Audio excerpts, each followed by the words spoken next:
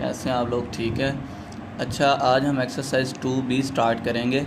उसका पहला क्वेश्चन है फिल इन द ब्लैंक्स। वो कह रहा है पहले क्वेश्चन में 56/96 इसको आपने किस में करना है? स्टैंडर्ड फॉर्म में। स्टैंडर्ड फॉर्म में कन्वर्ट करना मैंने आपको सिखाया था कि सबसे पहले उसका डिनोमिनेटर आपने पॉजिटिव करना है। अब मैं इसको साइड पर रफली करके दिखाता हूँ। 56/-96 है ना, इसको आप -1 से मल्टीप्लाई भी करें और नीचे वाले को भी, तो ये बन जाएगा -56/96। अगर आप इसे 8 से डिवाइड करें तो ये 7 बन जाता है, और 12 से मतलब 8×7 56 होता है, 12×8 96 होता है। तो ये क्या आ गया? -7/12। स्टैंडर्ड फॉर्म में करने का मतलब ये होता है उसका डिनोमिनेटर को पॉजिटिव करना। अगर वो किसी नंबर पर डिवाइड हो रहे हों दोनों, उससे डिवाइड भी कर देना, यानी सिंप्लीफाई कर देना। तो इसकी स्टैंडर्ड फॉर्म क्या होगी? -7/12। ठीक है। वो कह रहा है which of the fraction is greater, इनमें से कौन सी फ्रैक्शन बड़ी है।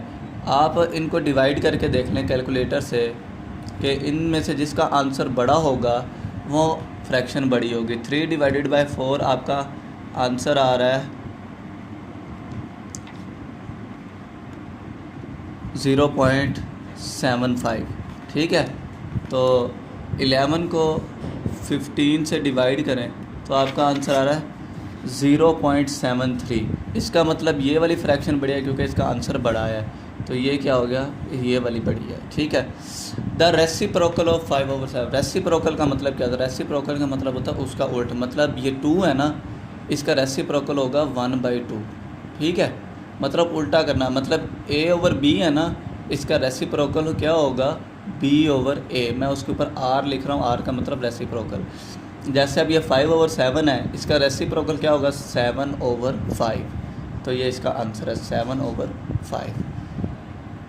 अगले क्वेश्चन में वो कह रहा है 5/7 इज़ लेस दैन 2/5। ये भी हम मतलब सॉल्व करके बता सकते हैं। तो कैलकुलेटर से डिवाइड कर ले। 5/7 क्या आंसर आता है? 0.71। और 2/5 आपका आता है 0.4।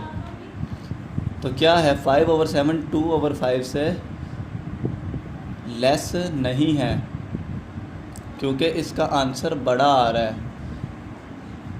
तो इसका कहेंगे नो, क्योंकि 5/7 इज़ नॉट लेस दैन 2/5। इसको भी आपने स्टैंडर्ड फॉर्म में करना है। स्टैंडर्ड फॉर्म का मतलब क्या है कि आपने डिनोमिनेटर को पॉजिटिव करना है। पॉजिटिव करने के लिए आपको -1 से मल्टीप्लाई करना पड़ेगा। तो ये क्या आ जाएगा? 9/8।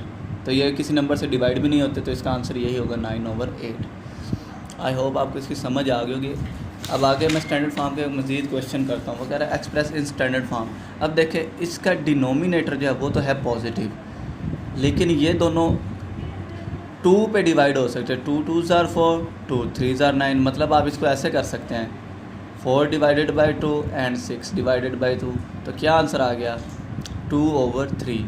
और ये इसकी क्या है? Standard form. क्या है? Standard form.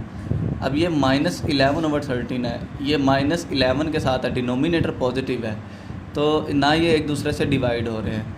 तो इसके स्टैंडर्ड फॉर्म यही होगी। इसकी स्टैंडर्ड फॉर्म क्या होगी? यही होगी स्टैंडर्ड फॉर्म।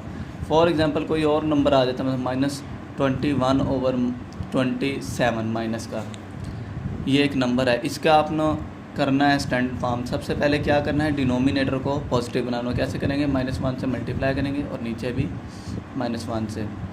तो ये ऊपर आ गया 21 और नीचे आ गया पॉजिटिव 27, क्योंकि ये माइनस से क्या होगी? मल्टीप्लाई। तो 3 से ये डिवाइड भी हो जाते हैं। तो 21 को /3 और 27 को भी /3। ये याद रखें, जिस नंबर से ऊपर वाले या नीचे वाले को डिवाइड करना है, दूसरे नंबर को भी उसी से ही डिवाइड करना है। तो 3 7 21 होता है और 3 9 27। और ये इसकी क्या है? स्टैंडर्ड फॉर्म है। ये इसको क्या कहेंगे? Standard form. आई होप आप लोगों को समझ आ गई होगी। अगर नहीं समझ आई तो मुझसे डिस्कस कर लीजिएगा। इंशाल्लाह नेक्स्ट लेक्चर में मुलाकात होगी।